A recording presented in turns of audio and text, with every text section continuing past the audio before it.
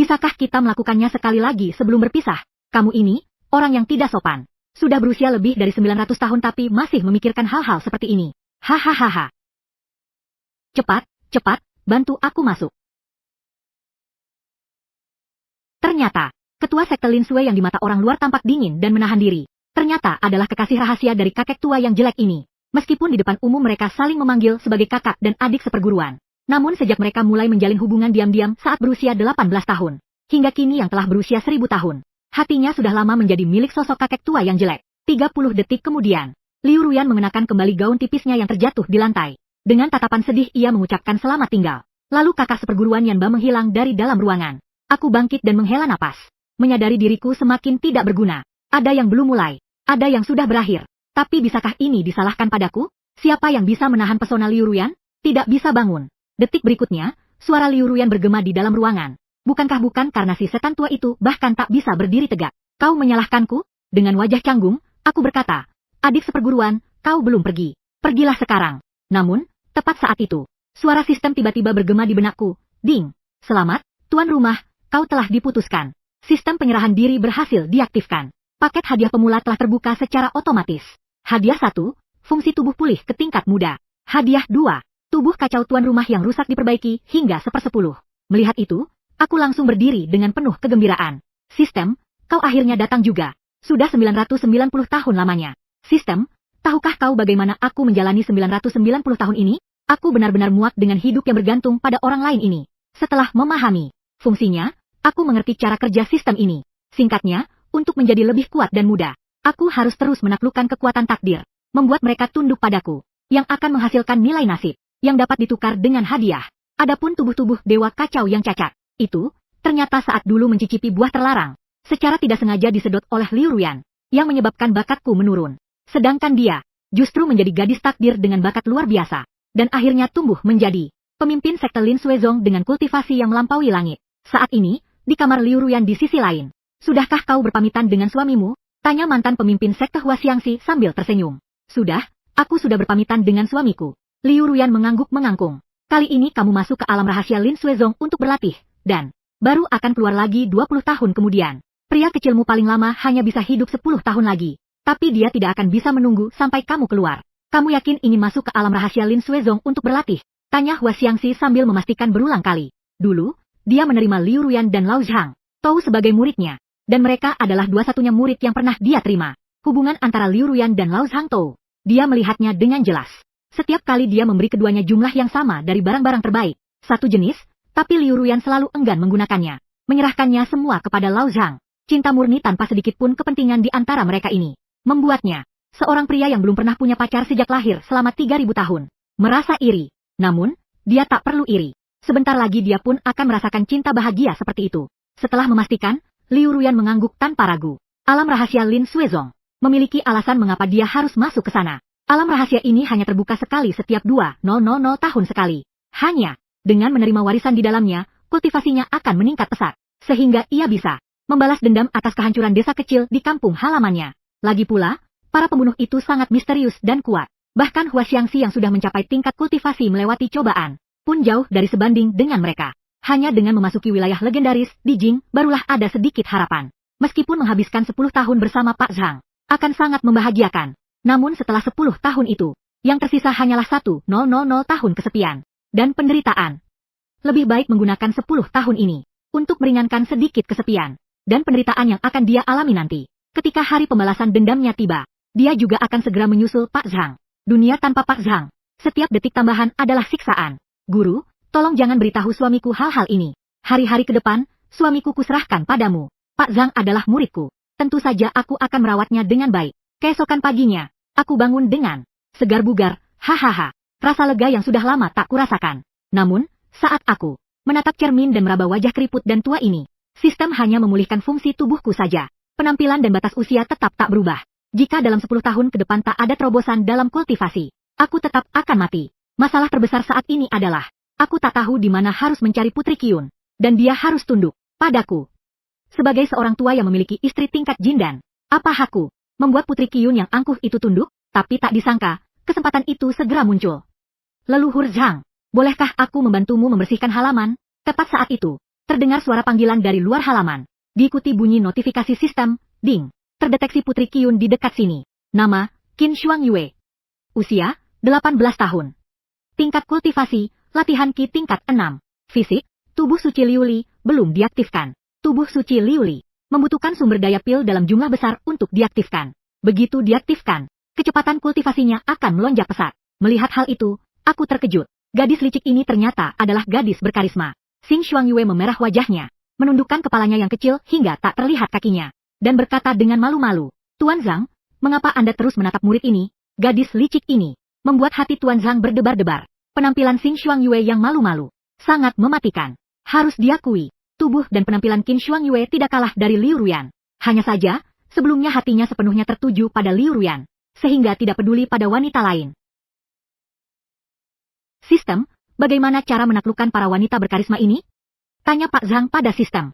Menaklukkan wanita berkarisma ada dua cara. Yang pertama adalah memaksa mereka untuk terikat, menjadikan mereka wanita Anda. Yang kedua adalah membuat mereka terikat secara sukarela, sehingga hati dengan sukarela terikat pada tuan rumah. Lao Zhang memikirkannya.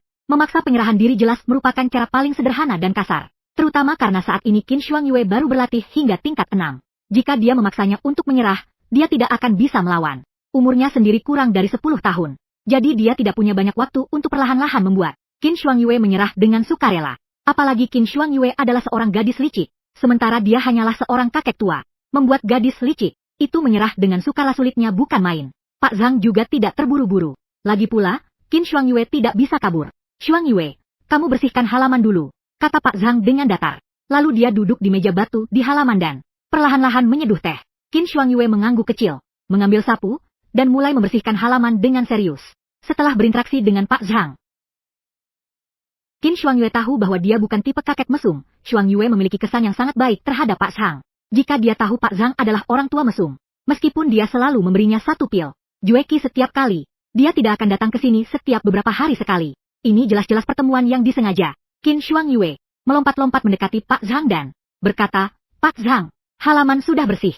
Baik, kata Pak Zhang sambil mengeluarkan sebotol penuh pil Jueki dan meletakkannya di depan Qin Shuangyue.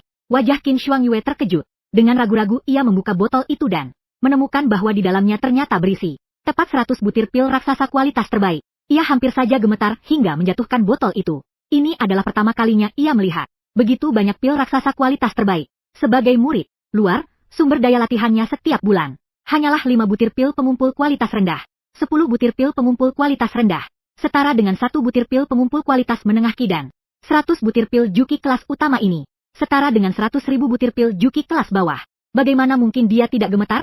Dia tahu bahwa Pak Tua Zhang memiliki banyak sumber daya, tapi tidak menyangka sebanyak ini. Pak Tua Zhang, apakah Anda salah memberikan ini?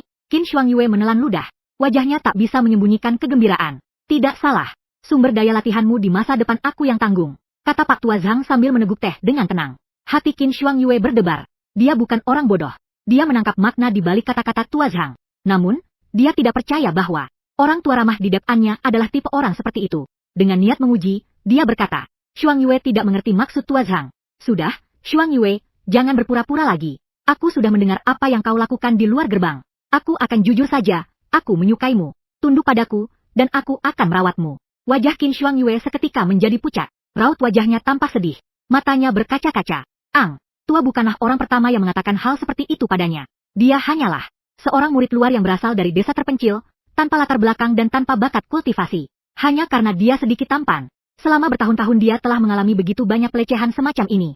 Mereka semua mengincar kecantikannya. Dia awalnya mengira Zhang Tua berbeda dari pria-pria jahat lainnya. Tapi ternyata mereka semua sama saja. Zhang Tua, kau membuatku sangat kecewa. Sambil menangis, Shuangyue tanpa ragu meletakkan pil-pil itu dan hendak pergi. Detik berikutnya, suara dingin Lao Zhang terdengar. Kau boleh pergi. Tapi sebelum itu, kembalikan pil dan taktik politik yang kuberikan padamu sebelumnya. Qin Shuangyue berbalik dan menatap Lao Zhang dengan marah. Dalam hatinya, citra Lao Zhang sebagai kakek tua yang ramah telah hancur total. Pil-pil itu jelas kau berikan padaku. Pil yang diberikan Lao Zhang padanya sudah lama ditelannya. Bagaimana mengembalikannya? Lagi pula, dia tidak mampu mengembalikannya. Kamu bilang memberikannya, berarti memberikannya begitu saja? Kalau aku bilang kamu mencurinya, tebak siapa yang akan dipercaya oleh para tetua pintu luar, kata Pak Zhang dengan nada datar. Sebenarnya, dia tidak ingin menggunakan cara keji seperti ini. Namun, dia sendiri adalah orang yang hampir mati. Manusia tidak akan selamat jika tidak mementingkan diri sendiri. Setelah susah payah mengaktifkan sistem, ia memberinya kesempatan untuk terus berlatih dan bertahan hidup. Apapun yang terjadi, dia harus memanfaatkan kesempatan besar ini dengan sekuat tenaga. Hati Qin Shuangyue terasa hancur. Lao Zhang, meskipun biasanya jarang keluar dari halaman ini, dia adalah seorang tetua dalam. Bagaimana mungkin para tetua luar mau menyinggung perasaannya hanya demi seorang murid luar yang kecil seperti dirinya? Ini semua salahnya sendiri karena terlalu serakah dan terlalu percaya pada instingnya dalam menilai orang. Selama ini dia selalu mengandalkan instingnya untuk tidak tercemar oleh lumpur, tapi tidak menyangka akan tergelincir di hadapan Lao Zhang. Hanya bisa dikatakan bahwa Lao Zhang benar-benar menyembunyikan dirinya dengan sangat dalam. Melihat Qin Shuangyue sudah menunjukkan tanda-tanda menyerah, Lao Zhang mulai membuka tawarannya. Dengan satu lambaian tangan, 10 botol pil muncul di atas meja. Di sini ada total 1.100 butir pil Juqi kelas atas. Asalkan kau setuju untuk tunduk padaku, semua ini milikmu. 1.100 butir. Mata Qin Shuangyue melebar. Hatinya mulai goyah. Lao Zhangtou tersenyum dan berkata, aku yakin sebelumnya banyak orang yang sudah menawarkanmu imbalan. Tapi alasan kamu tidak setuju hanyalah karena tawaran mereka tidak cukup. Lao Zhangtou melambaikan tangannya lagi. Seketika meja itu dipenuhi botol-botol pil. Sumber daya ini cukup untuk membawamu hingga tahap Jindan. Melihat begitu banyak pil, kaki Qin Shuangyue lemas dan dia kembali duduk di kursinya. Dia tangan menggenggam erat, tak tahu sedang memikirkan apa. Lagi pula, kamu tidak akan rugi jika mengikuti aku. Aku adalah murid langsung mantan pemimpin sekte Hua Xiangxi. Pemimpin sekte saat ini, Liu Ruyan, bahkan adalah adik sekteku. Seluruh anggota sekte, tak peduli tingkat kultivasinya, harus memanggilku, Penatua Zhang, dengan hormat saat melihatku, kata Lao Zhang, sambil menuangkan secangkir teh hijau untuk Qin Shuangyue. Qin Shuangyue ragu sejenak, menundukkan kepalanya, dan kedua tangannya memegang cangkir teh, tapi tak berniat meminumnya. Dia masih berpikir apakah akan meminum teh itu. Pak Tua Zhang tak terburu-buru, ia berkata perlahan, lagi pula, waktuku sudah hampir habis. Umurku tinggal kurang dari 10 tahun. 10 tahun ditukar dengan sumber daya yang begitu melimpah. Sumber daya ini cukup untuk kau habiskan selama 1000 tahun. Lao Zhangtou tidak berbohong. Umurnya memang kurang dari 10 tahun. Namun, jika secara tidak sengaja ia berhasil memperpanjang umurnya, maka tak ada yang bisa dilakukan. 10 tahun, 10 tahun. Gumam Qin Shuangyue. Meskipun ia merasa sulit, ia tahu dirinya tidak punya hak untuk menolak. Di sini hanya ada dia dan Lao Zhangtou. Dan Lao Zhangtou sudah mencapai tahap pertengahan Jindan. Sementara ia masih berada di tahap latihan awal. Jika Lao Zhangtou memaksanya, ia tidak punya kekuatan untuk melawan. Qin Shuangyue meneguk tehnya habis, lalu, dengan wajah dingin berkata, aku bisa tunduk padamu, tapi kau tidak boleh membocorkan hubungan kita. Qin Shuangyue berpikir, asalkan 10 tahun lagi Lao Zhangtou mati, dia tetap akan menjadi gadis kecil yang suci dan murni. Tidak masalah. Kata Lao Zhangtou sambil tertawa, tapi selama aku masih hidup, kau tidak boleh melakukan hal-hal seperti itu lagi. Akhirnya aku berhasil menaklukkan gadis licik ini, kata Lao Zhangtou. Soal itu, kau bisa tenang. Jika bukan karena kekurangan sumber daya latihan, aku juga tidak mau berurusan dengan sekelompok pria menjijikan itu. Dengus Qin Shuangyue. Di luar gerbang, dia sepenuhnya menunjukkan apa yang disebut menerima hadiah darimu. Tidak berarti aku menerimamu. Sebuah kebajikan si gadis licik. Qin Shuangyue sudah mengatakan akan tunduk pada Ol Zhang, tetapi sistem tetap tidak bereaksi. Ol Zhang bertanya dengan bingung pada sistem. Sistem, bukankah Qin Shuangyue sudah mengatakan akan tunduk padaku? Mengapa kamu tidak bereaksi sama sekali? Qin Shuangyue hanya tunduk secara lisan. Di dalam hatinya dia tidak mau tunduk. Jadi syarat tunduk secara sukarela belum terpenuhi. Begitu ya, kata Ol Zhang sambil mengelus janggutnya dan mengamati Qin Shuangyue. Sepertinya untuk menaklukkan gadis berkarisma ini, aku harus memaksanya tunduk. Kamu mau sekarang? Qin Shuangyue melihat Ol Zhang menatapnya dengan tajam. Wajahnya menunjukkan ekspresi mengejek. Ol Zhang tidak peduli dengan ekspresi Qin Shuangyue yang tidak disembunyikan. Membuatnya ingin agar dia tunduk secepatnya agar hatinya tenang. Benar, aku mau sekarang. Tapi, kamu yakin bisa? Qin Shuangyue menatap kakek tua berambut putih dan berkerut di depannya. Tak bisa menahan tawa yang menggemparkan. Dia ingat betul bahwa, sebelumnya, Pak Zhang bahkan harus bersandar pada tongkat untuk berjalan. Bisa atau tidak, coba saja. Pak Zhang berdiri dengan wajah muram. Jika itu dia 2 hari yang lalu, memang tidak bisa. Tapi sekarang, dengan bantuan sistem, dia telah memulihkan fungsi tubuhnya saat muda. Hanya saja kelihatannya tidak bisa. Dan, Pak Zhang, apakah kamu ingin aku membantumu masuk ke kamar? Qin Shuangyue mendekat, bersandar pada Pak Zhang sambil berkata dengan manja. Qin Shuangyue, yang sudah ditunjuk, tidak mau repot-repot menyembunyikan sifat aslinya di hadapan Pak Zhang atau berpura-pura menjadi gadis baik-baik. Tanpa berkata apa-apa, Pak Zhang langsung mengangkat Qin Shuangyue ke pundaknya, melangkah dengan mantap menuju kamar. 1 jam, Qin Shuangyue berbaring di dada Tuan Zhang, meraba kulit keriputnya. Matanya berkilau menggoda sambil berkata, Tuan Zhang, hamba benar-benar meremehkanmu. Sama-sama, Tuan Zhang dengan bangga mengusap pipi cantik Qin Shuangyue. Setelah bermesraan sebentar, Qin Shuangyue meronta keluar dari pelukan Tuan Zhang, bangkit, dan mengenakan pakaiannya. Aku sudah keluar cukup lama hari ini. Aku harus pulang. Ingat, jangan sampai hubungan kita terbongkar. Nanti aku akan datang setiap 2 hari sekali. Obat-obatan itu simpan di sini. Aku perlu mengambilnya lagi nanti. Tidak aman kalau kubawa sendiri, kata Qin Shuangyue sambil mengenakan pakaiannya. Melihat ekspresi kesakitan Qin Shuangyue, Pak Zhang berkata dengan penuh perhatian. Apakah kamu mau mengoleskan obat sebelum pulang? Tidak perlu, jawab Qin Shuangyue sambil mengerutkan kening dan berjalan pincang. Kondisiku seperti ini kan karena ulahmu. Selama 1 jam tidak berhenti, kenapa tidak peduli? Sekarang malah pura-pura peduli. HMPH, pria brengsek. Setelah melihat Qin Shuangyue pergi, Lao Zhang juga mulai serius membaca pesan sistem. Tuan rumah berhasil memaksa Qin Shuangyue tunduk. Selamat, tuan rumah, atas penaklukan pertama putri keberuntungan. Sekarang diberikan hadiah pertama.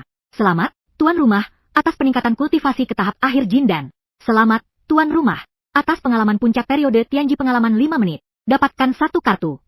Selamat, tuan rumah telah memperoleh keterampilan kultivasi tersembunyi. Tuan rumah kini dapat dengan bebas menetapkan tingkat kultivasi yang lebih rendah dari tingkat sebenarnya. Orang lain akan merasakan tingkat kultivasi tuan rumah sesuai dengan tingkat yang ditetapkan. Pak Zhang hanya merasa seluruh tubuhnya terasa lega. Kerutan di wajahnya berkurang sedikit, tapi tidak banyak. Lagi pula, dia baru saja menembus tahap akhir Jindan. Umurnya mungkin bertambah sekitar 50 tahun. Untuk mengalami perubahan kualitas, dia harus menembus tahap Yuanying. Tambah 1,000 tahun umur untuk menjadi lebih muda. 1 kartu pengalaman puncak Tianji selama 5 menit. Pak Zhang, saat melihat kartu pengalaman puncak Tianji yang diberikan oleh anak kecil itu, merasa ada firasat buruk. Menurut pola biasanya, sistem tidak akan tiba-tiba memberikan barang ini tanpa alasan. Pasti akan terjadi sesuatu yang besar di kemudian hari. Saat barang ini benar-benar dibutuhkan, sistem akan memberikannya lebih awal. Latihan Qi, penguatan otot, Jindan, Yuanying, Roh Suci, Bayi Suci, Dishuan, Tianshuan, dasar langit mesin langit, melewati ujian, menjadi dewa.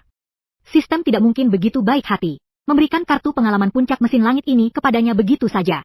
Jika ada yang aneh, pasti ada alasannya. Pak Zhang berharap, kartu pengalaman puncak mesin langit ini tidak perlu digunakan seumur hidupnya. Namun, keterampilan menyembunyikan tingkat kultivasi ini cukup bagus. Bisa berpura-pura lemah untuk menipu lawan. Pak Zhang mengangguk puas, lalu mengatur tingkat kultivasinya saat ini, agar ditampilkan sebagai tahap tengah Jindan. Kemudian ia membuka panel pribadinya. Nama, Pak Zhang. Usia, 990 tahun.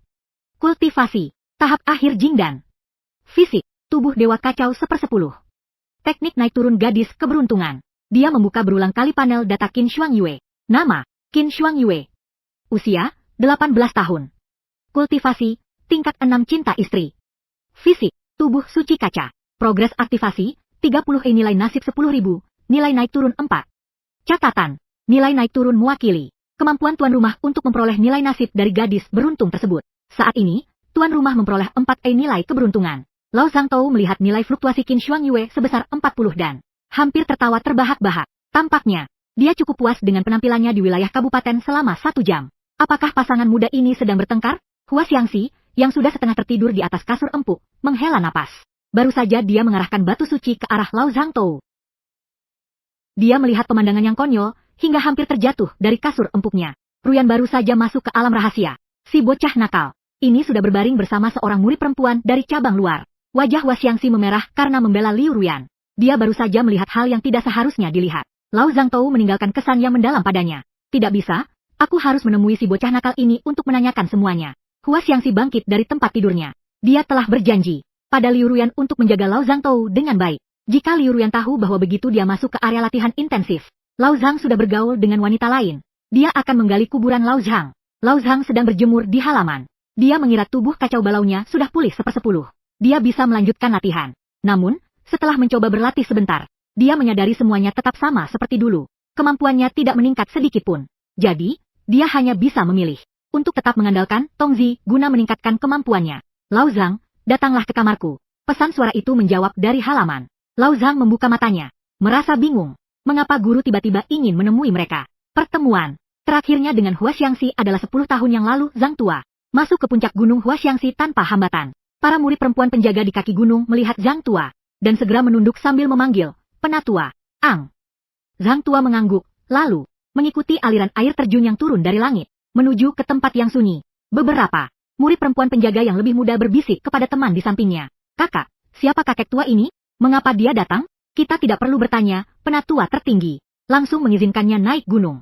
Dia adalah murid pilihan penatua tertinggi. Berikan aku sedikit rasa hormat. Dia adalah murid pilihan penatua tertinggi. Bagaimana bisa dia baru di tingkat Jin dan 7? Murid perempuan itu hanyalah seorang murid dalam. Namun kultivasinya sudah mencapai tingkat Yuan Ying 7.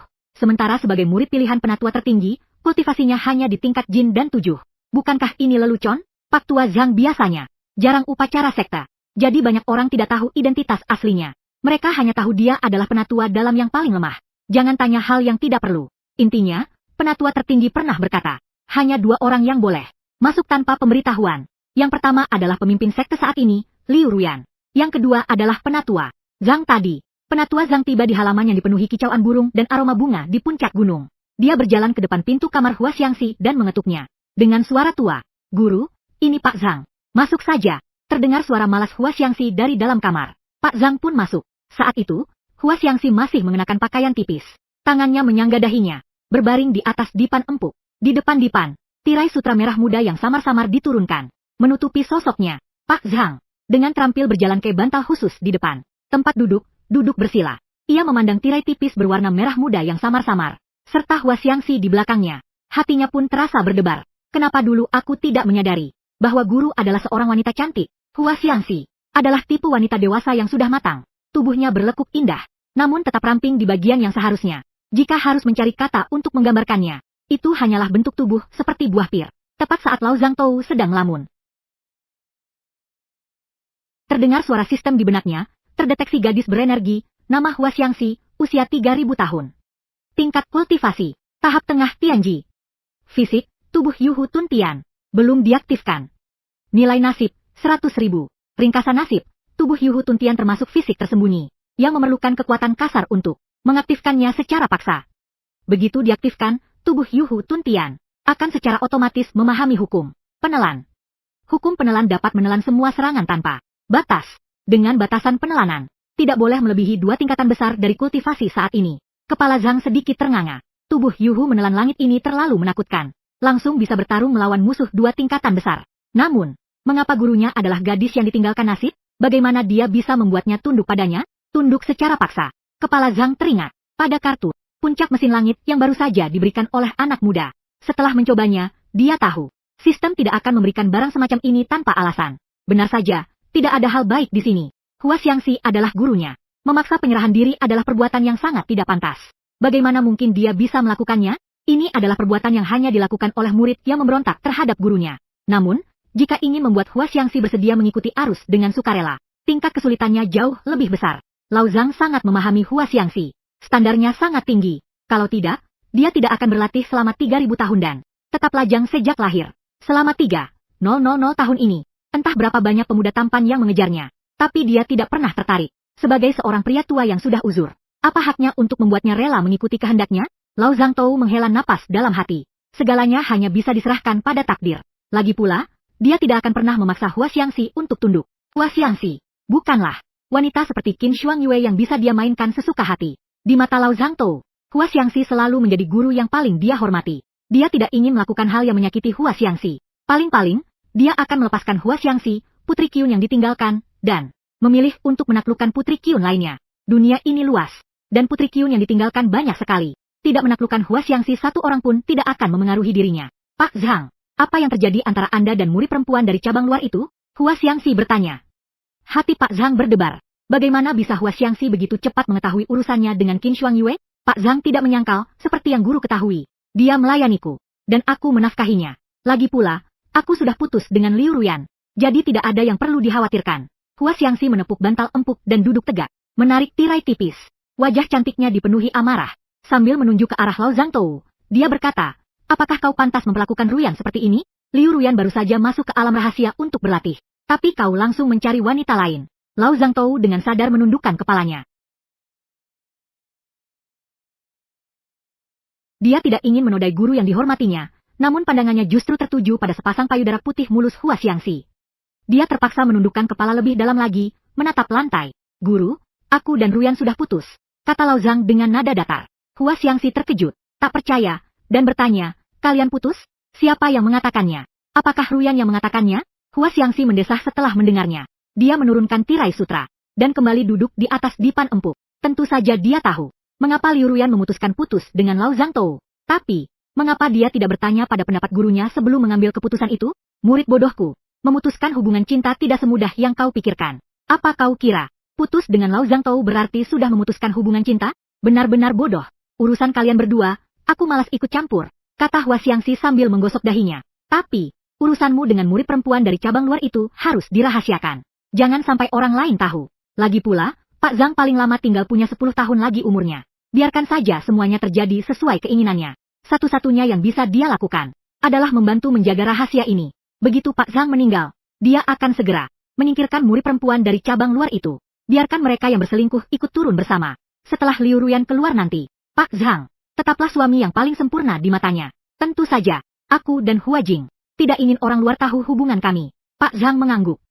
Baiklah, kau pulang saja. Hua Xiangxi memberikan perintah ukiran bambu kepada Pak Zhang. Dia juga malas membicarakan soal Liu Ruyan dengannya. Umur Pak Zhang kini tinggal kurang dari 10 tahun. Membicarakan hal itu hanya akan membuatnya mati dalam kesedihan. Lebih baik biarkan dia tidak tahu apa-apa dan menghabiskan sisa hidupnya dengan bahagia. Pak Zhang berdiri, sambil membungkuk kepada Hua Xiangxi, lalu pergi. Waktu berlalu hingga 1 Januari, dan dalam sekejap sudah 2,5 tahun berlalu. Di bawah bimbingan sumber daya yang melimpah dari Lao Zhang, kultivasi Qin Shuangyue telah mencapai tahap awal Zubi. Berhasil berubah dari seorang murid luar menjadi murid dalam biasa. Sementara itu, selama 2 tahun terakhir, Lao Zhang sering berada di dalam sekte bersama para teman seperguruan. Namun tidak menemukan gadis baru dengan aura yang cocok. Kultivasinya masih terhenti di tahap akhir Fajra. Pada hari itu, Qin Shuangyue bersandar di dada Lao Zhangtou dan berkata, Penatua Zhang, hamba memiliki satu permintaan. Hari ini kau begitu bersemangat. Aku tahu pasti ada yang ingin kau minta. Katakan saja, apa itu? Lao Zhangtou mengusap kepala kecil Qin Shuangyue. Berkat usahanya yang tak henti-hentinya, tingkat ketaatan Qin Shuangyue hanya terhenti di tingkat wuling, dan tidak meningkat sedikit pun. Hal ini membuatnya menyadari bahwa untuk membuat Chen Fuzi naik level, hanya mengandalkan usaha saja tidak cukup. Ia juga harus menaruh hati. Qin Shuangyue tergagap-gagap, sejenak tidak tahu harus mulai dari mana. Aku ingin membatalkan pertunangan. Membatalkan pertunangan? Lao Zhangtou tiba-tiba duduk tegak. Sebagai pembaca setia novel Langit Biru, ia sangat sensitif terhadap topik pembatalan pertunangan. Qin Shuangyue kemudian menceritakan seluruh kisahnya. Ternyata, awalnya, ia tidak masuk ke Ling Xiaozong melalui ujian yang jujur dan terbuka, melainkan dengan mencari seorang putra keluarga besar dan meminta dia menghabiskan sejumlah besar uang sebagai imbalan, agar dia bisa masuk ke sektor Ling Xiao. Namun, sebagai imbalan, dia berjanji kepada putra keluarga besar itu, bahwa mereka akan menikah saat dia berusia 20 tahun. Awalnya, Qin Shuangyue berpikir bahwa, begitu dia masuk ke sektor Ling Xiao, dia akan menjadi orang yang lebih tinggi derajatnya. Nanti, bahkan jika dia membatalkan pertunangan, putra keluarga besar itu tidak akan bisa berbuat apa-apa padanya. Lagi pula, keluarga besar itu bukanlah keluarga teratas, dan mereka tidak berani menyinggung sektor Ling Xiao. Sayangnya, kenyataan sangat kejam. Di dalam klan, dia hanyalah seorang murid dengan bakat biasa-biasa saja dan tidak mendapat perhatian dari Lin Suezong. Selain itu, keluarga besar itu ternyata masih memiliki sedikit koneksi di Lin Suezong. Sejak setengah tahun yang lalu, mereka terus mendesak agar pernikahan itu dilangsungkan. Membuatnya merasa frustrasi. Awalnya, dia tidak berencana menceritakan hal ini kepada Pak Zhang, karena takut hubungan mereka terungkap dan dia harus turun tangan untuk membantunya menyelesaikan masalah. Namun, keluarga besar itu terlalu memaksa. Di dalam klan, janji pernikahan yang tidak dipenuhi akan merusak reputasinya. Qin Shuangyue benar-benar tidak tahan lagi, sehingga ia mencari Pak Zhang untuk menceritakannya. Pak Zhang biasanya tidak terlalu memperhatikan urusan klan. Jika Qin Shuangyue tidak menceritakannya, ia benar-benar tidak tahu. Kamu benar-benar bodoh. Kenapa tidak memberitahuku lebih awal tentang hal ini? Wajah Pak Zhang yang penuh kerutan tersenyum. Sangat ramah. Qin Shuangyue sekarang adalah wanita miliknya. Pernikahan ini harus ia bantu membatalkannya. Lao Zhangtou tidak punya masalah dengan perselingkuhan. Tapi jika Anda turun tangan membantu saya, apakah hubungan kita akan terungkap? Tanya Qin Shuangyue dengan cemas. Inilah alasan mengapa dia tidak pernah menceritakan hal ini kepada Lao Zhangtou. Apakah kamu bodoh? Kamu bisa mempermainkan para pria itu dengan lihai. Apakah kamu pintar? Kamu malah khawatir jika aku turun tangan membantumu. Hubungan kita akan terungkap, kata Lao Zhangtou sambil tertawa dan menangis. Bukankah kamu sekarang sudah murid dalam? Apakah tidak ada sesepuh yang mau menerima kamu sebagai murid? Bakatku biasa-biasa saja. Tidak ada sesepuh yang mau menerima aku sebagai murid generasi muda, kata Qin Shuangyue dengan kesal. Saat ini, tingkat kultivasinya hanya ditumpuk dengan pil-pil. Para sesepuh yang tingkat kultivasinya tinggi pasti bisa melihatnya. Kalau begitu, aku yang menerima kamu sebagai murid generasi muda saja, kan? Jangan lupa, aku ini sesepuh dalam, kata Pak Zhang dengan bangga. Mata Qin Shuangyue langsung berbinar, seketika mengerti maksudnya. Benar, kenapa aku tidak terpikirkan hal itu? Sebagai guru, wajar jika engkau turun tangan membantu membatalkan pertunangan ini. Murid MU benar-benar cerdas. Sekarang, bagaimana cara mengucapkan terima kasih kepada guru? Murid MU pasti akan melayani guru dengan baik. Setengah jam kemudian, Diao Changjue membawa Bei Huajing ke depan sumur lukisan untuk verifikasi identitas. Sesepuh yang bertugas mendaftar, melihat Bei Huajing yang menopang Diao Changjue, juga terkejut. Nama Bei Huajing memiliki reputasi yang sangat buruk di Inner Mongolia. Mulai dari menipu janji pernikahan, masuk ke sekte melalui jalan belakang tapi menolak menikah, hingga kasusnya saat di sekte luar di mana dia menipu banyak murid laki-laki untuk mendapatkan sumber daya latihan, semua itu terungkap. Murid perempuan sejahat ini ternyata masih ada tetua yang bersedia menerimanya sebagai murid King Chuan. Bukan hanya itu, tapi justru Diao Changju, para petinggi Ling Xiaozong ini semuanya tahu identitas menakutkan Diao Changju. Dia adalah murid langsung dari penatua tertinggi Hua Xiangxi. Mereka bahkan curiga apakah Diao Changju telah ditipu oleh Bei Huajing. Selain itu, mereka juga tidak percaya bahwa Diao Changju dan Bei Huajing memiliki hubungan apapun. Diao Changju sudah begitu tua dan lemah. Bagaimana mungkin dia masih bisa berhubungan dengan Bei Huajing? Menginginkan kecantikannya? Pasti. Diao Changju yang polos dan baik hati, yang tidak peduli pada status guru, memiliki. Hanya ditipu. Bab 8. Kamu serius? Kakak senior. Apakah Anda yakin ingin menerima Bei Huajing sebagai murid langsung? Anda mungkin tidak tahu. Reputasi Bei Huajing di sekte ini tidak baik. Seorang tetua yang bertugas mencatat berkata dengan hormat kepada Diao Changju. Meskipun keduanya secara status setara, keduanya adalah tetua. Dalam, Diao Changju adalah kakak seniornya. Dia memiliki sifat baik hati, dan dianggap sebagai kakak senior yang baik oleh semua orang. Dulu, dia banyak perhatian, sehingga dia juga sangat menghormati Diao Changju. Dia sungguh tidak ingin Diao Changju yang baik hati ditipu oleh Bei Huajing.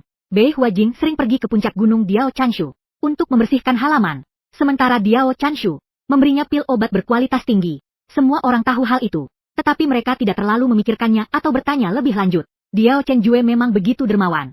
Yang penting Diao Chenjue senang di mata semua orang. Kakak senior mereka ini sudah hampir mencapai puncak karirnya. Kebahagiaan adalah yang terpenting. Bei Huajingwen yang juga terlihat canggung. Dia tidak menyangka masalah ini menjadi begitu besar, hingga para tetua pun mengetahuinya. Bei Huajing sama sekali tidak menyangka para tetua memperhatikan dirinya. Hanya karena dia sering pergi membersihkan. Para tetua memperhatikan dia karena Diao Chen. Kalau itu murid dalam biasa, mereka nggak bakal segitu kepo ngurusin hal-hal sepele kayak gitu. Xiao Lizi, apa aku nggak tahu siapa Huajin? Diao Changju mengetuk-ngetuk tanah dengan tongkatnya. Para petugas keamanan udah cerita ke aku. Dia orang desa kecil, nggak punya latar belakang apa-apa. Kalau mau mengubah nasibnya, dia cuma bisa mengandalkan kulit cantiknya. Dia sudah berjanji padaku akan bertobat dan memperbaiki diri. Sumber daya yang dia tipu, aku sebagai gurunya akan menggantinya 2 kali lipat. Lagi pula, hari ini kamu hanya perlu mengubah status Huajin menjadi murid langsungku. Diao Chenju tampak penuh kasih sayang, mengusap kepala kecil Bei Huajing dengan tangan tua dan keriputnya. Setelah mendengar kata-kata Diao Changju, Bei Huajing menatap dengan bingung ke arah di sampingnya. Mata Diao Changju tak bisa menahan air mata. Rasa dendam yang terpendam selama bertahun-tahun pada saat ini terlepas. Dia tak bisa menahan diri lagi, lalu melompat ke pelukan Diao Changju dan menangis. Aku tidak akan pernah menipu orang lagi. Meskipun dalam hati Bei Huajing terus meyakinkan dirinya bahwa hubungannya dengan Diao Changju hanyalah pertukaran kepentingan. Namun pada saat ini dia tak bisa menahan diri. Dia benar-benar ingin menjadikan Diao Changju sebagai guru sejatinya. Sebagai penopang, Diao Changju memandang Bei Huajing yang menangis terisak-isak di pelukannya. Sudut bibirnya berkedut. Akting si Green Tea kecil ini benar-benar hebat. Begitu mau menangis, langsung menangis. Hampir saja aku percaya. Nilai keterikatan Bei Huajing U20. Nilai keterikatan Bei Huajing 75.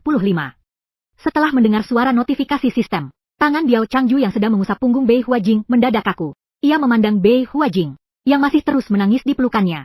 Hatinya terkejut. Kamu serius, si gadis licik? Lama kemudian, Bei Huajing baru berhenti menangis. Dia malu-malu menundukkan kepalanya, bangkit dari pelukan Diao Changjue, dan berbisik, maaf, aku membuat guru malu. Tidak apa-apa. Diao Changjue merasa ada yang tidak beres dengan Bei Huajing saat ini. Ada perasaan aneh yang sulit dijelaskan. Diao Changjue jika diganti dengan penatua Xiao Lizi, nama lengkapnya Li Chenglong. Usianya 50 tahun lebih muda dari Diao Chenju. Namun tingkat kultivasinya sudah mencapai tingkat di Xuan.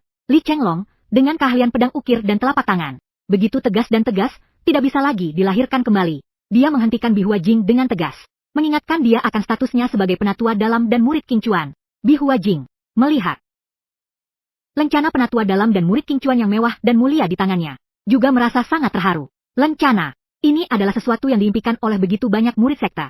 Namun kini ia mendapatkannya dengan mudah. Hal ini membuat rasa terima kasihnya kepada Diao Chen semakin bertambah. Selain sedikit tua dan tergoda oleh kecantikannya, Diao Chen benar-benar tidak memiliki kekurangan apapun dan begitu baik padanya. Bei Huajing mencintai MUZ 5. Bei Huajing mencintai MUZ 80. Ukiran Chang Jue menatap Bei Huajing dengan sedikit terkejut. Bei Huajing saat ini masih terus memandangi lencana murid sekte dalam yang dipegangnya. Gadis kecil yang aneh ini melihat lencana yang tidak berharga, malah bisa menambah nilai naik turunnya. Sebelum Chang Jue pergi, dia berpikir bahwa membatalkan pertunangan mungkin memicu situasi khusus. Seperti pepatah 30 tahun di timur, 30 tahun di barat. Lalu ditambah dengan perjanjian 3 tahun. Dia melihat pembatalan, hal-hal itu langsung terlintas di benaknya. Untuk berjaga-jaga, dia berkata kepada Li Chenglong, Li kecil, 3 hari lagi, aku berencana membawa Jing ke keluarga kecil itu. Untuk membatalkan pertunangan. Untuk mencegah situasi tak terduga, atur beberapa murid dari sekte ini yang memiliki kultivasi tinggi untuk ikut bersamaku. Diao Changju berpikir, jika pemuda itu berani mengumbar omong kosong seperti 30 tahun di timur, 30 tahun di barat, dia akan langsung memerintahkan orang-orangnya untuk memukulinya sampai mati, dan tidak memberinya kesempatan untuk bicara. Jika dia berani menyebut perjanjian 3 tahun, langsung saja bunuh dia untuk menghilangkan bukti. Meskipun Ling Xiaozong adalah salah satu dari 4 sekte besar di benua Longxuan, dia tetap khawatir akan hal-hal seperti itu. Dulu, saat Yunlanzong masih menjadi sekte terbesar, bukankah mereka juga dihancurkan oleh seorang pemuda yang membatalkan pertunangan? Hati-hati itu kunci kelangsungan, kata Diao Chen. Kakak senior, tenang saja, pasti akan diatur dengan baik, kata Li Chenglong dengan antusias. Setelah 900 tahun, akhirnya bisa membantu kakak senior. 3 hari saya akan menunggumu di gerbang sekte. Diao Chen berkata dengan sangat puas. Ternyata kebaikannya pada para adik sekte ini tidak sia-sia. Saat dia membutuhkan bantuan mereka, mereka pun selalu siap membantu. Setelah Diao Chen pergi dengan ditopang erat oleh Dai Bihua, Li Chenglou segera mengirimkan ribuan simbol pesan. Intinya, 3 hari lagi, Diao Chen akan membawa murid langsungnya ke sebuah klan kecil untuk membatalkan pertunangan, dan membutuhkan beberapa orang dengan tingkat kultivasi yang cukup untuk menjaga ketertiban di sana. Siapapun yang punya waktu luang, silakan mendaftar. Setelah pesan Li Chenglou dikirim, semua orang langsung merespons. Masing-masing menyatakan bahwa mereka punya waktu. Li Chenglou hanya bisa memilih satu persatu. Kamu baru di tahap Shenying. Apa yang kamu cari di sini? Apakah kamu pergi untuk menjaga ketertiban bagi kakak Diao? Atau justru untuk mempermalukannya? Karena kamu tidak berlatih dengan baik dan tersingkir. Mereka yang tahu akan tersingkir pun mengeluarkan erangan kesedihan. Jarang ada kesempatan untuk membantu senior Diao, tapi malah tersingkir karena kultivasi terlalu rendah. Tahap suci tidaklah rendah di tempat-tempat kecil. Bisa dibilang sebagai penguasa di wilayahnya. Namun, di Ling Xiaozong yang penuh talenta, dia hanyalah pilar kekuatan tempur yang cukup layak. Namanya Huang Xuanyu. Salah satu dari banyak penatua pengemudi kapal di Inner Mongolia. Biasanya, ia bertanggung jawab mengajari 1000 petani Meng. Saat ini, ia sedang berada di sebuah alun-alun di puncak gunung, membimbing 1000 murid dalam sekte. Para murid di bawahnya terkejut mendengar teriakan pilu Huang Xuanyu yang tiba-tiba. Kenapa Elder Wang tiba-tiba gila? Huang Xuanyu mendengar bisik-bisik para murid di bawahnya dan merasa kesal. Kalau bukan karena harus mengajari kalian sekelompok orang tak berguna ini setiap hari, yang mengganggu waktu kultivasiku. Bagaimana mungkin aku baru mencapai tahap suci roh? Kalian semua tidak boleh menggunakan sarana terbang. Harus berlari mengelilingi seluruh sekte. Jika tidak bisa, jangan datang ke sini untuk mendengarkan ajaranku, kata Huang Xuanyu dengan nada dingin. Setelah itu, ia melambaikan lengan dan pergi. Ia sekarang akan kembali berlatih. Berlatih dengan sungguh-sungguh. Untuk meningkatkan kultivasinya. Agar ia bisa memiliki kualifikasi untuk membantu saudara Diao di lain waktu. 1000 murid dalam sekte mendengar kata-kata Huang Xuanyu. Giliran mereka yang berteriak kesal. Ling Xiaozong benar-benar keterlaluan. Bahkan jika mereka menggunakan alat terbang, butuh 3 hari 3 malam untuk mengelilingi sekte sekali putaran. Sekarang Huang Xuanyu malah menyuruh mereka berlari mengelilingi sekte. Mereka tidak mengerti mengapa Huang Xuanyu yang biasanya pendiam dan pendek tiba-tiba memberi mereka tugas yang tidak masuk akal seperti ini. Jangan marah begitu saja. Meskipun kamu adalah istri Xuan, tapi ada orang lain yang kultivasinya lebih tinggi dan lebih cocok. Jadi kamu harus tersingkir. Bab 9. Bukan untuk membatalkan pertunangan, tapi untuk memusnahkan klan. Adegan-adegan seperti yang dilakukan Huang Xuanyu terus berulang di sekeliling klan.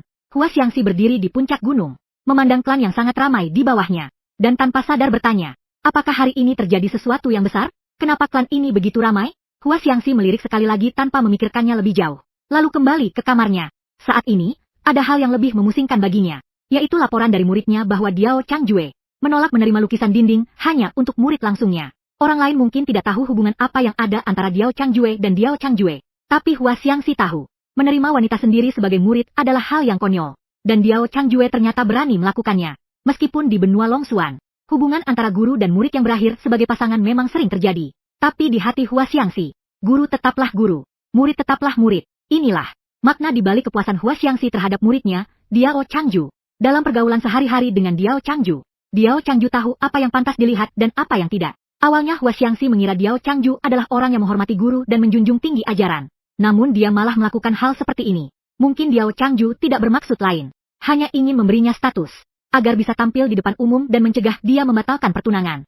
Hua Xiangxi bergumam pada dirinya sendiri, sambil berpikir bahwa jika nanti bertemu Diao Changju lagi, dia harus berpakaian rapi. Tidak boleh seperti sebelumnya, berpakaian acak-acakan dan terlalu santai. Jika Diao Changju tidak bisa menahan diri dan tiba-tiba mengatakan menyukai guru ini, maka Hua Xiangxi benar-benar tidak akan punya muka untuk menghadapi Liu Ling. Hua Xiangxi juga tahu betapa besar pesonanya. Hanya saja sebelumnya dia merasa Diao Changju mengabaikan kecantikannya dan menghormati guru. Lambat laun, di hadapan Diao Changju, dia pun tak terlalu memperhatikan penampilannya, tak menganggap Diao Changju sebagai orang luar, bicara yang kurang sopan. Diao Changju adalah pria pertama yang begitu sering melihatnya. Pria lain tak mendapat keuntungan ini. Tak lama kemudian, 3 hari berlalu. Selama 3 hari itu, Bei Huajing selalu merasa ada yang janggal. Sepertinya dalam 3 hari ini, dia secara kebetulan bertemu dengan semua tetua dalam. Satu persatu menyapa dan bertarung dengannya. Yang lebih aneh lagi, beberapa tetua dalam sekte yang biasanya serius terkenal garang. Ketika melihatnya pun tersenyum lebar. Mungkinkah karena dirinya telah menjadi murid Diao Zhang dan Jue Qingchuan? Namun, Diao Zhang hanyalah seorang praktisi tingkat Jingdan yang kecil. Meskipun dia adalah murid Jue Qingchuan dari tetua tertinggi, tidak mungkin para tetua itu begitu ramah padanya. Bei Huajing sama sekali tidak bisa menebaknya, bahwa para tetua dalam sekte ini sebenarnya adalah penggemar berat Diao Changju. Meskipun Diao Changju dulu tidak terlalu mahir dalam latihan, dia sangat ahli dalam hal bergaul. Dia sengaja menjalin pertemanan dengan para murid jenius di sekte yang belum berpengalaman di dunia luar, menanyakan kabar mereka, dan selalu siap membantu. Seiring waktu, dia pun menjadi kakak senior yang disayangi di hati para murid jenius itu. Hanya saja, Diao Changju menyukai ketenangan, dan tidak suka jika mereka datang ke puncak gunungnya setiap hari, jadi mereka tidak mengganggunya. Sekarang, senior, mereka yang baik hati ini akhirnya menerima seorang murid langsung. Tentu saja mereka ingin merekam momen itu dengan baik. Setelah Diao Zhangju mengadakan upacara penerimaan murid secara resmi, mereka akan datang ke rumahnya untuk memberi hormat kepada guru. Apakah ada sesuatu di wajahku? Kenapa tiba-tiba aku merasa banyak tetua dalam sekte yang tersenyum padaku? Kata Bei Huajing kepada Diao Zhangju. Setelah mendengarnya, juga tersenyum ramah. Dia tentu tahu siapa para tetua dalam itu. Mereka semua adalah adik-adik sekelasnya. Jangan pedulikan mereka. Mereka tidak bermaksud jahat. Ayo kita bersiap-siap. Kita akan berkumpul di gerbang sekte untuk berangkat. Saat itu, barisan rapi beranggotakan ratusan orang di gerbang sekte, menarik perhatian orang lain. Sebagian besar dari ratusan orang itu membawa beban-beban. Para murid luar sekte menatap mereka dengan penasaran. Berbisik-bisik, tidak tahu apa yang sedang mereka lakukan. Lihat apa? Apakah kalian sudah menyelesaikan tugas kalian? Seorang tetua pintu luar segera datang untuk membubarkan para murid pintu luar itu. Dia mengenali beberapa tetua pintu dalam di barisan itu, sehingga dia buru-buru datang untuk mengusir para murid pintu luar yang menonton. Meskipun tidak tahu apa yang sedang dilakukan para tetua pintu dalam yang berkumpul di sini hari ini, itu bukanlah hal yang boleh dibicarakan oleh para murid pintu luar. Tak lama kemudian, Diao Changju bertemu dengan Fei Xing yang membawa lukisan dinding masuk. Saat Diao Changju melihat rombongan ratusan orang itu, dia pun tersenyum kaget. Dia mengenal semua orang di sana. Semuanya adalah adik-adik sekelasnya. Apa yang kalian lakukan ini? Tanya Diao Changju. Rombongan ratusan orang ini sudah mencapai 1/5 dari kekuatan tempur tingkat tinggi Ling Xiaozong secara nominal 5. Jika mereka bersatu, cukup untuk menghancurkan sebuah sekte besar. Orang yang tidak tahu bahwa Diao Zhangju pergi untuk membatalkan pertunangan, mungkin mengira dia bersiap memimpin pasukan untuk menyerang sekte lain. Aku pergi membatalkan pertunangan muridku. Tidak perlu sebanyak ini, kan? Diao Changju terdiam sejenak. Kali ini persiapan sumber dayanya cukup banyak. Mereka semua adalah murid yang direkrut paksa untuk mengangkat beban. Li Chenglou mendekat dengan pasrah. Siapa yang percaya omonganmu itu? Belum lagi soal itu. Barang-barang ini tinggal dimasukkan ke dalam saja. Sama sekali tidak perlu orang mengangkatnya. Lagi pula, di mana kamu pernah melihat sekelompok alat suci bayi dan istri Kaisar Xuan dijadikan tenaga kerja paksa untuk mengangkut barang? Orang-orang yang mengangkut barang itu memakai topi jerami, berpakaian seperti murid luar sekte, menundukkan kepala, mengira dengan begitu Diao Zhangjue tidak akan mengenali mereka. Bertanggung jawab mengangkut barang. Bei Huajing dengan bingung berbalik di depan seseorang yang menundukkan kepala. Kenapa rasanya orang ini agak familiar? Bei Huajing tiba-tiba mengulurkan tangan dan mengangkat topi jerami orang itu. Setelah melihat wajahnya, Bei Huajing terkejut. Bukankah kamu Huang Changlao? Huang Xuanyu tidak menyangka Bei Huajing akan mengangkat topinya. Pandangan Diao Zhangjue dan Li Chenglong langsung tertuju padanya. Dengan wajah canggung, ia berkata, kakak senior salah orang. Aku bukan Huang Changlao. Aku cucu Huang Changlao, Huang Yibo. Dia sangat cerdas, sehingga terpikir untuk menggunakan alasan menantang Diao Zhangju, agar bisa bergabung dengan rombongan yang membatalkan pertunangan. Orang-orang lain yang tidak terpilih juga secara bersamaan terpikir untuk menggunakan cara ini. Saat semua orang sadar dan ingin bergabung, sudah tidak ada lagi tempat yang tersisa. Jelas itu Huang Changlao. Kemarin dia masih menyapa saya. Bei Huajing tidak mungkin salah mengenali. Kakak, saya benar-benar Huang Yibo. Huang Xuanyu hampir menangis. Seandainya tahu, kemarin aku tidak akan sengaja bertemu dan menyapanya. Bei Huajing sama sekali tidak mengerti mengapa Huang Changlao berpura-pura menjadi Huang Yibo untuk mendongak dan mendapati dirinya berada di antara orang-orang yang menahan tawa. Bei Huajing terkejut dan berkata, bukankah kalian Huang Changlao, Chen Changlao, Huang Changlao, dan Ju Changlao? Orang-orang lain buru-buru menundukkan kepala. Dunia, kamu salah orang. Aku putra Elder Cai, Cai Sukun. Aku putra Elder Chen, Chen Linnan. Aku putra Elder Wang, Wang Minghao. Aku putra Elder Ju, Ju Shengyan. Bei Huajing terdiam. Dia tidak mengerti apa yang dilakukan para elder dalam ini. Mengapa mereka harus membantu murid luar menanggung beban? Setelah dikenali, mereka tetap tidak mau mengaku. Bahkan anak-anak mereka pun ikut-ikutan. Baiklah, kalian jangan pura-pura lagi. Benarkah aku buta? Diao Changju mengetuk tongkatnya. Dia juga tahu apa yang dipikirkan para adik seperguruan ini. Intinya, mereka takut jika dia, yang masih di tahap Jingdan, pergi ke keluarga itu untuk membatalkan pertunangan, akan diremehkan oleh mereka. Jadi, mereka ingin meningkatkan semangatnya. Hanya saja, orang yang datang terlalu banyak. Rasanya bukan pergi untuk membatalkan pertunangan, tapi untuk memusnahkan klan. Halaman ke-10, ada pengkhianat di dalam sekta. Kalian boleh bertindak, tapi kalian semua harus menyembunyikan.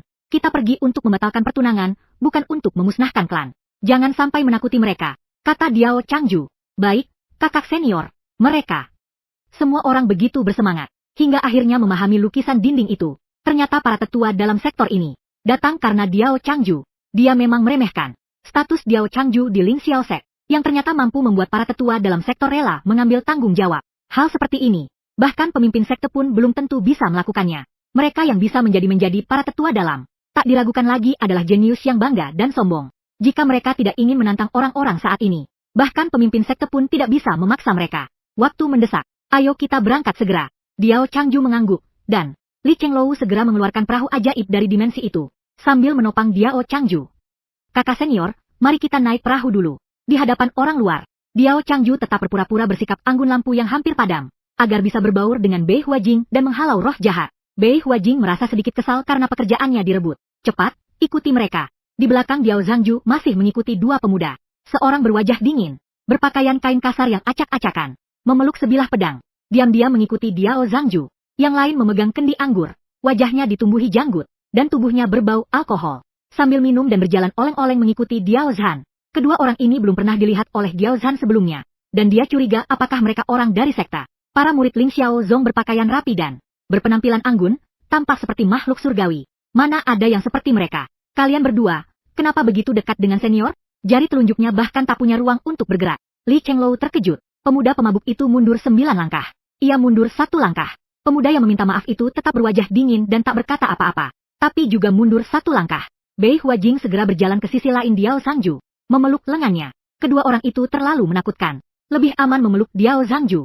Setelah semua orang masuk dan duduk, Diao Zhangju duduk di kursi utama. Bei Huajing berdiri di sampingnya Xiao Li. Sudah puluhan tahun tak bertemu denganmu.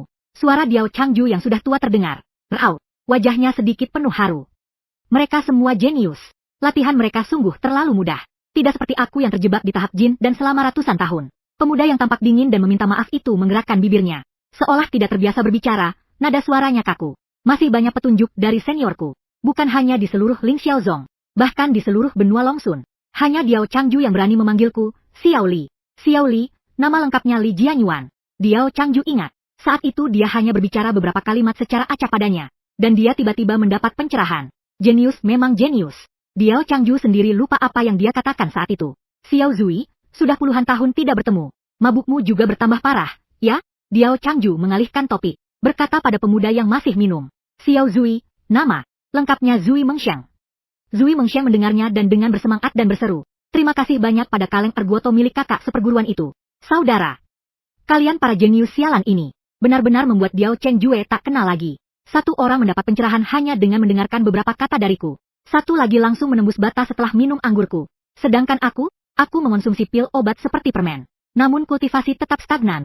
Selanjutnya, Diao Chen Jue juga berbincang santai dengan adik-adik seperguruan lainnya. Mereka sudah lama tidak berkumpul seperti ini. Begitu Diao Chen dan rombongannya berangkat, sekte-sekte lain panik. Apa? Sekte Ling Xiao tiba-tiba mengumpulkan banyak ahli, naik kapal perang berangkat, dengan tujuan yang tidak jelas. Apa? Sekte Ling Xiao membawa sekelompok ahli untuk membatalkan pertunangan. Apa? Sekte Ling Xiao membawa sekelompok ahli untuk memaksa membatalkan pertunangan. Apa? Sekte Ling Xiao membawa sekelompok ahli untuk menghancurkan sebuah klan besar. Apa Ling Xiaozong membawa sekelompok ahli untuk menyerang 3 sekte besar lainnya? Di aula utama Ling Xiaozong, Hua Xiang yang mengenakan pakaian resmi, menatap simbol pesan yang terus berkedip. Setelah pasukan Liu Lian memasuki wilayah rahasia, dia sebagai penatua tertinggi, kembali sementara mengelola urusan penting sekte. Semua orang yang mengirim simbol pesan ini, semuanya bertanya padanya, mengapa harus menyerang 3 sekte besar lainnya? Ada juga beberapa penatua tertinggi di luar, juga menanyakannya, mengapa menyerang 3 klan besar lainnya? Mereka sama sekali tidak menerima kabar sebelumnya. Apakah mereka harus kembali untuk membantu? Hua Xiangxi menggosok dahinya. Soal penyerangan terhadap 3 klan besar lainnya, bahkan aku sebagai pemimpin sementara Ling Xiaozong pun tidak tahu.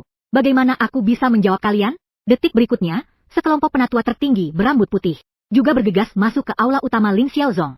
Mereka dengan panik bertanya kepada gadis Xiangxi, menyerang 3 sekte besar lainnya, mengapa hal sebesar ini tidak diberitahukan kepada kami sebelumnya? Benar, aku sudah lama tidak suka dengan 3 sekte besar lainnya. Hal sebesar ini ternyata tidak memberitahuku. Nenek tua dari sekte Xianyu, serahkan padaku untuk mengurusnya. Aku sudah lama ingin menindasnya ke tanah. Si kakek mesum dari sekte Xia Yao, biarkan aku yang mengurusnya. Kali ini aku pasti akan menenggelamkannya. Melihat sekelompok penatua tertinggi di bawah sana yang sama sekali tidak tahu apa-apa dan sangat terkejut, Hua Xiang merasa. Dia berkata dengan bingung, para senior, bukankah perintah untuk menyerang 3 sekte besar lainnya itu dikeluarkan oleh kalian? Orang yang bisa mengeluarkan perintah menyerang 3 sekte besar lainnya, selain pemimpin sekte Ling Xiao, hanyalah para penatua tertinggi yang sudah seperti orang mati ini. Sekelompok kakek nenek berambut putih ini saling menatap satu sama lain. Ini perintahmu untuk menyerang 3 sekte besar lainnya, bukan? Bukan, itu perintahmu. Bagaimana mungkin? Aku ini suka damai. Tadi kamu juga bilang, sudah lama tidak suka dengan 3 sekte besar lainnya. Pasti kamu yang diam-diam mengeluarkan perintah ini. Aku tidak bersalah. Pasti Liao Lao yang mengeluarkan perintah ini. Dia terus mengincar nenek tua dari suku Zhen Yuen Uxian. Tadi dia juga bilang mau menindihnya di tanah dan menggosok-gosoknya. Liao Lao, jangan menuduh tanpa bukti dan mencemarkan nama baikku. Ini jelas perintah yang dikeluarkan oleh Nyonya Liang. Dia sebelumnya mengaku cinta pada si kakek mesum dari sekte Xiao Yao, ingin bertukar simbol pesan dengannya. Setelah ditolak dan gagal, dia marah besar. Dia sudah lama ingin mencari alasan untuk memukulinya. Wah, kakek Liu, jangan menyebarkan fitnah di sini. Kapan aku pernah mengaku cinta pada si kakek mesum dari sekte Xiao Yao itu? Lucu sekali. Sebenarnya saat itu aku sudah punya alasan. Dia tidak mungkin mengira dirinya ganteng, kan?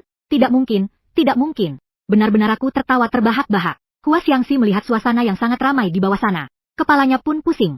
Sepertinya, perintah itu bukan berasal dari para tetua tertinggi ini. Lalu, siapa sebenarnya yang mengeluarkan perintah untuk menyerang 3 sekte besar lainnya? Baru saja dia memeriksa para ahli di dalam sekte. Dan ternyata 1/5 dari para ahli yang terlihat memang hilang. Para ahli dengan kekuatan 1/5 orang kuat itu berkumpul. Cukup untuk menghancurkan klan besar manapun. Siapa sebenarnya yang memerintahkan serangan terhadap 3 klan besar lainnya? Mungkinkah orang dengan status lebih tinggi di Ling Xiaozong? Tapi, bahkan jika menyerang, tidak perlu menyembunyikannya dari mereka, kan? Apa untungnya menyembunyikannya? Kecuali ada pengkhianat di dalam klan. Pengkhianat ini sangat mungkin ada di antara para tetua tertinggi di bawah sana. Bab 11, Sopan Santun Sebelum Perang. Jika di antara para tetua tertinggi ini ada pengkhianat, maka masalahnya akan sangat serius. Wajah Hua Xiangxi tampak muram.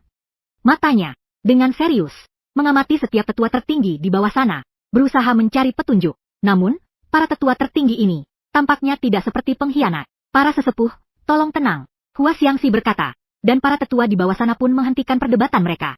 Mereka semua menatap Hua Xiangxi. Jika perintah untuk menyerang 3 sekte besar, bukan kami yang mengeluarkan. Lalu siapa lagi yang bisa melakukannya? Hua Xiangxi berkata. Para sesepuh di bawahnya pun menunjukkan ekspresi terkejut. Kecuali para makhluk tua di dalam sekte ini. Hua Xiangxi mengangguk. Jika perintah itu bukan kami yang mengeluarkan, maka pasti berasal dari Ling Xiaozong, orang-orang yang pangkatnya lebih tinggi dari kami. Tapi mengapa hal sebesar para senior itu malah menyembunyikannya dari kita? Para sesepuh di bawah tampak pucat. Kecuali ada pengkhianat di antara kita. Lalu, para kakek nenek itu mulai bertengkar lagi. Liu si tua, aku tahu. Pasti kau pengkhianatnya. Dulu guru tidak setuju. Kau menikah dengan si setan dari suku Hihuan. Jadi kau dendam pada suku dan menjadi pengkhianat. Sial, itu sudah berapa tahun yang lalu? Kau tidak katakan, aku sudah lupa. Justru kamu, Pak Chen. Dulu kamu naksir putri guru. Tapi putri guru malah menikah dengan Pak Xuan. Akhirnya Pak Xuan jadi pemimpin sekte. Lalu kamu dendam dan jadi pengkhianat. Hei, kalau bertengkar jangan libatkan aku. Menurutku Pak Chen gak ada masalah. Malah Pak Wu yang paling dicurigai. Dulu dia orang luar. Sering dibully orang lain. Dendamnya pada sekte sudah terbentuk sejak saat itu. Menjadi penatua tertinggi hanyalah langkah pertama balas dendamnya. Pak Xuan, kamu bisa menyeretku ke dalam ini? Justru kamu, setelah menikahi putri guru, sering bergaul dengan adik-adik seperguruan di dalam klan. Setelah diketahui guru, tulangmu dihancurkan. Jadi, sejak saat itu, kamu menyimpan dendam pada guru dan klan, lalu menjadi pengkhianat. Hua Xiangxi mendengarkan pertengkaran para sesepuh di bawah. Namun Yili tidak berhasil ditangkap. Sebaliknya, citra para senior itu di matanya hancur berantakan. Mereka saling memegang rahasia satu sama lain. Sungguh kacau sekali klan ini. Namun, Hua Xiangxi juga menyadari bahwa para penatua tertinggi itu tidak menanyakan siapa Nana Jian itu. Mungkinkah itu dia? Tepat saat itu, layar kapal kembali menampilkan laporan kasus klan. Setelah membaca informasi tersebut, Hua Xiangxi tercengang. Apa-apaan ini? Menyerang 3 sekte besar?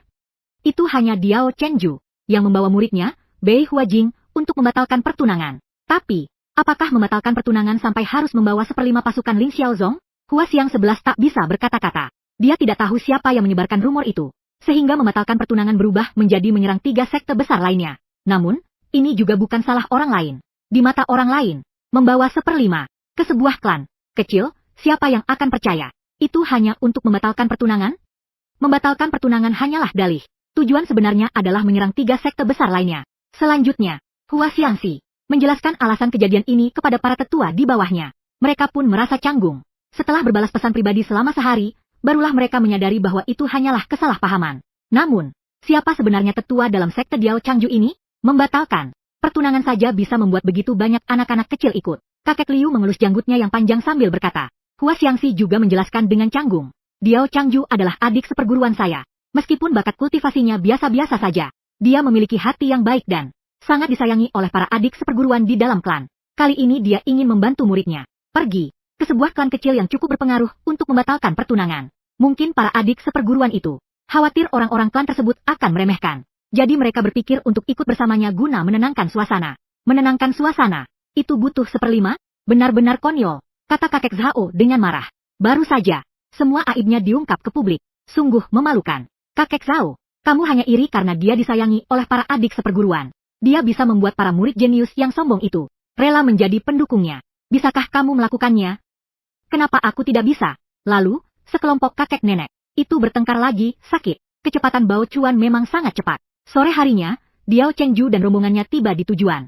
Saat mendekati keluarga itu, Diao Changju berulang kali menekankan agar semua orang menyembunyikan aura mereka, agar tidak menakuti orang lain. Leluhur keluarga itu pun baru mencapai tingkat di Xuanqi, dan semua orang mengangguk sambil menepuk dada. Kemudian Diao Changju memimpin rombongan panjang ini, dengan megah menuju gerbang keluarga Xiao.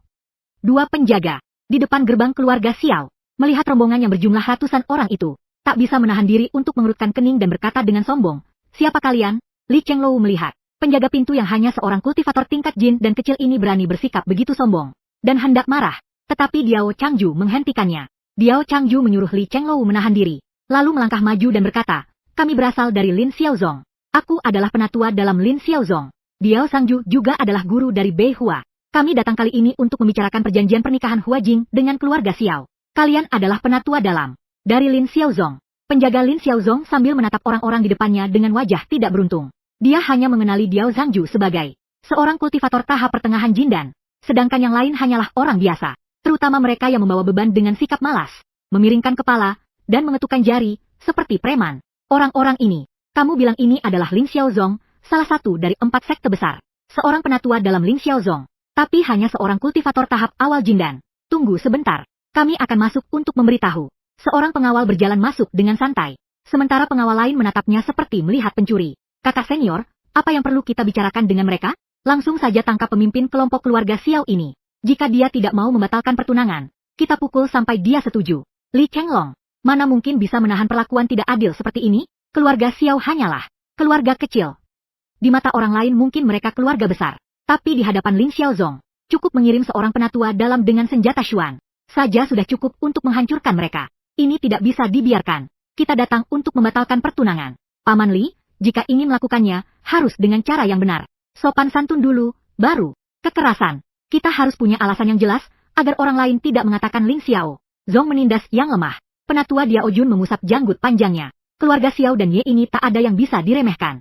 Membatalkan pertunangan ini sebaiknya dilakukan secara damai. Jika keluarga Xiao tidak tahu diri, dan ingin membuat perjanjian 3 tahun, maka jangan salahkan Liao Changju yang kejam menghancurkan seluruh klan mereka.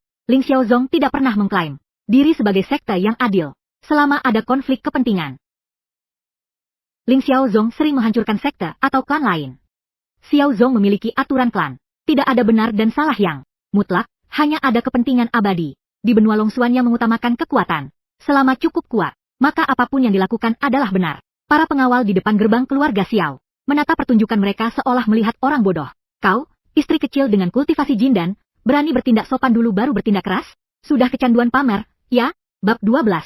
Tua bangka, jangan-jangan itu kau lagi? Ruang utama keluarga Xiao. Kepala keluarga Xiao, Xiao San sedang menjamu seorang tua. Atas bantuan senior Xiao dalam urusan putra saya kali ini. Kini, Bei Huajing di Ling Xiaozong sudah jadi buronan. Diusir oleh semua orang. Langkah selanjutnya adalah mengusir Bei Huajing dari Ling Xiaozong. Nanti, Bei Huajing hanya bisa dengan patuh menjelaskan semuanya kepada putra saya. Senior Xiao tertawa kecil. Ketua kelompok, tak perlu sungkan. Kita kan kerabat jauh. Urusan kecil ini hanyalah urusan sepele bagi saya. Hanya saja aku penasaran. Mengapa kau bersusah payah demi seorang gadis kecil? Xiao Changlao, yang baru saja naik pangkat menjadi penatua dalam Ling Xiaozong, telah bermeditasi selama 1000 tahun dan akhirnya menembus tahap di Xuan, sehingga secara wajar menjadi penatua dalam. Tidak ada cara lain. Wanita itu entah memberi putraku ramuan apa, sehingga putraku tak henti-hentinya memikirkannya dan bersikeras hanya akan menikahinya. Namun, Bei Huajing jelas tidak ingin menikah dengan putraku. Dia bersembunyi di Ling Xiaozong dan tidak mau keluar. Kami pun tidak bisa berbuat apa-apa, sehingga terpaksa mengambil langkah ini, kata Xiao Zhan sambil menghela napas. Saat keduanya sedang berbicara, juga masuk dan berkata, Ketua, ada sekelompok orang yang mengaku dari Ling Xiaozong di luar. Lelaki tua yang memimpin adalah seorang kultivator tahap pertengahan Jin dan dia mengaku sebagai tetua dalam, dan juga guru dari Bei Huajing. Mereka datang untuk membicarakan pernikahan Bei Huajing dengan tuan muda. Xiao Zhan menatap Xiao Laozong.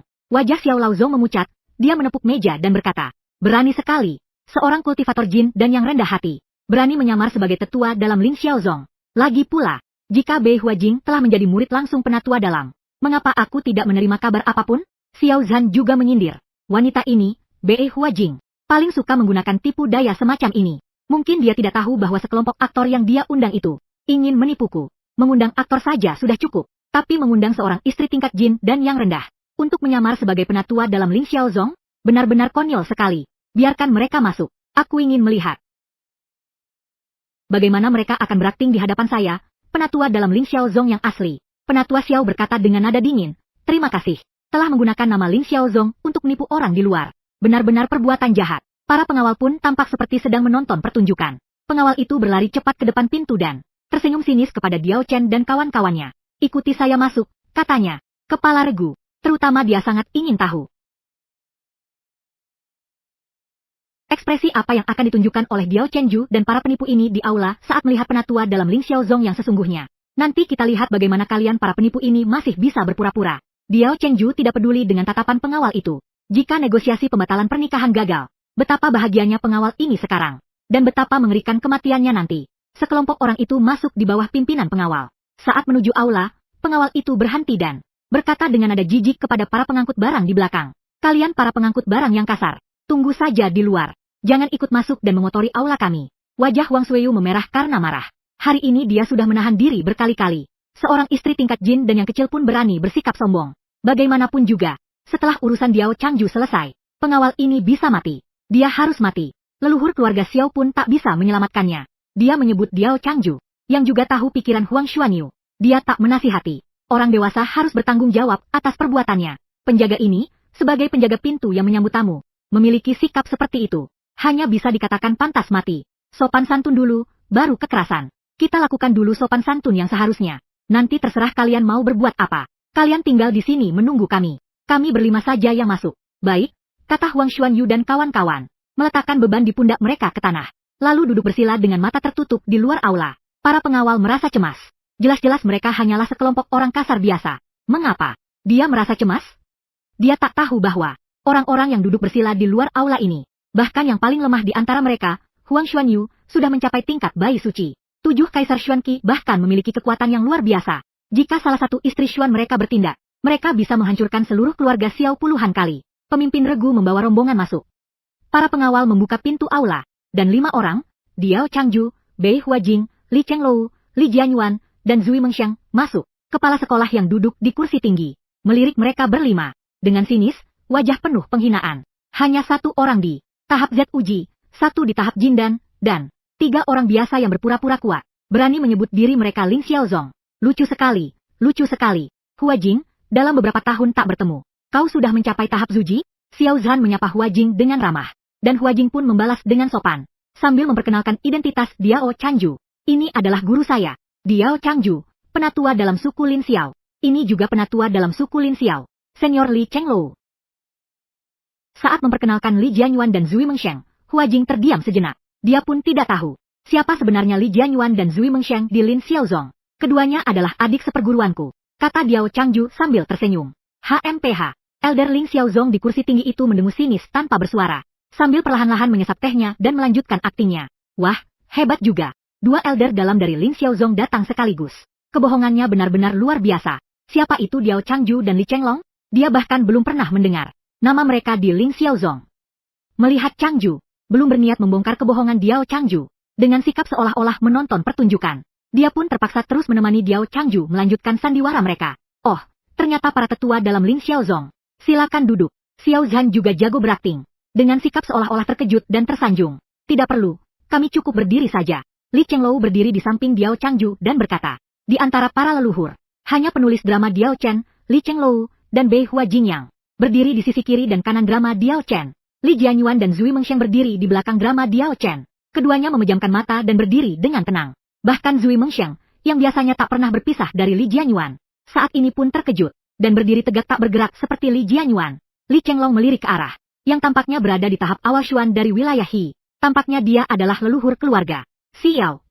Diao Changju tidak ingin membuang-buang waktu dengan Xiao Zhan. Dengan langsung ke intinya, dia berkata, Ketua Xiao, tujuan kami datang kali ini adalah untuk membatalkan pertunangan antara tuan muda Anda dan murid kesayangan saya, Huajing. Murid kesayangan saya tidak memiliki niat untuk menikah. Dia hanya ingin fokus sepenuhnya pada latihan bersama saya. Adapun sumber daya yang telah Anda buang-buang, kami akan mengembalikannya 10 kali lipat. Begitu Diao Chuanju selesai berbicara, ia hendak menyuruh Huang Xuanyu dan yang lainnya di luar aula untuk membawa masuk sumber daya tersebut. Tiba-tiba seorang pemuda mendorong pintu masuk dan berteriak, pernikahan ini tidak akan kubatalkan. Mata Diao Chuanju langsung membeku. Pemuda di depannya itulah calon pasangan Huajing yang akan dibatalkan pertunangannya. Justru karena pihak yang membatalkan pertunangan adalah tuan muda keluarga Xiao yang masih berteriak-teriak. Diao Chen sangat menganggap serius pembatalan pernikahan ini. Tidak ada pilihan lain.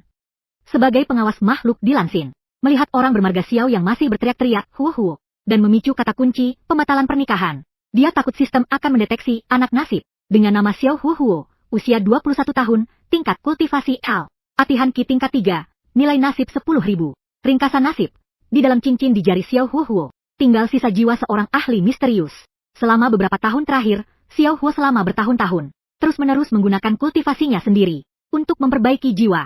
Itu, sisa jiwa dari sosok kuat misterius ini telah terbangun. Di bawah bimbingannya, kecepatan kultivasi Xiao Huo jauh melampaui orang biasa. Aku tahu ini akan terjadi. Jangan-jangan kamu lagi, ya? Bab 13. Siapa kamu sebenarnya? Peringatan. Sistem hanya akan memberitahu tentang anak nasib yang bermusuhan dengan tuan rumah. Anak-anak nasib ini mungkin menimbulkan ancaman tertentu bagi tuan rumah. Mohon tuan rumah berusaha semaksimal mungkin untuk anak-anak nasib ini. Ketika anak nasib yang bermusuhan mati, tuan akan memperoleh seluruh nilai nasibnya. Mendengar pesan peringatan sistem, mata besar Diao Chen sedikit menyipit. Xiao Huo ini tidak boleh dibiarkan hidup. Apapun yang terjadi, dia tahu bahwa semua orang bermarga Xiao memiliki kakek cincin. Begitu Xiao Huo selesai mengucapkan kata-kata itu, orang tua misterius di dalam cincinnya segera bersuara dengan cemas. Muridku, jangan bertindak gegabah.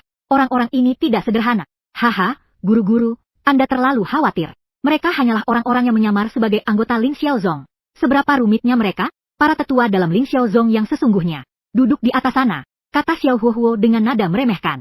Alasan Xiao Huo tidak membatalkan pertunangannya adalah karena kakek cincin. Begitu melihat Bei Huajing untuk pertama kalinya, sudah mengetahui konstitusinya. Oleh karena itu, ia memerintahkan Xiao Huohuo untuk menggunakan segala cara untuk mendapatkannya. Nanti, ketika Xiao Huohuo sudah, dia akan mengajarkannya meracik pil, dan dengan mudah mengaktifkan konstitusi sumur lukisan dinding. Namun, tak disangka, guru dan murid itu malah ditipu oleh sumur lukisan dinding. Sumur lukisan dinding masuk ke Ling Xiaozong dan membatalkan pertunangan. Setelah mengetahui sumur lukisan dinding datang untuk membatalkan pertunangan, Xiao Huohuo langsung bergegas ke sana. Apa yang bisa dilihat oleh orang bodoh di tahap awal pencarian kaisar itu? Lelaki tua misterius di dalam cincin itu panik. Awalnya dia tidak melihat dengan teliti, tapi setelah melihat dengan seksama, dia terkejut. Pertama, bicara tentang sekelompok kuat di luar sana, para ahli tingkat Xuan dari istri suci dan istri kedua. Bahkan, orang yang menuangkan teh untuknya di samping pementasan Diao Chen itu pun adalah seorang Xuan tingkat istri kedua. Dan dua pemuda yang berdiri diam dengan mata tertutup di belakang pementasan Diao Chen. Kultivasi mereka bahkan lebih menakutkan. Setidaknya keduanya adalah tingkat Tian Xuan. Kau bilang orang-orang ini berpura-pura menjadi anggota Ling Xiaozong? Menurutku, para tetua di dalam Ling Xiaozong lah yang sepertinya palsu. Ling Xiaozong, yang katanya itu yang terlihat seperti penipu. Dengan begitu banyak ahli Ling Xiaozong yang datang, dia sama sekali tidak mengenali satupun. Malah bersikap seperti badut di sana, mendengus-dengus. Untuk siapa dia mendengus itu? Lansia misterius di dalam cincin itu mengumpat dengan keras. Xiao tercengang. Guru, apakah Anda yakin tidak salah lihat? Apakah menurut Anda saya bisa salah lihat? Lansia misterius di dalam cincin itu berkata dengan tidak puas. Lelaki tua misterius di dalam cincin itu bernama Dan Lao.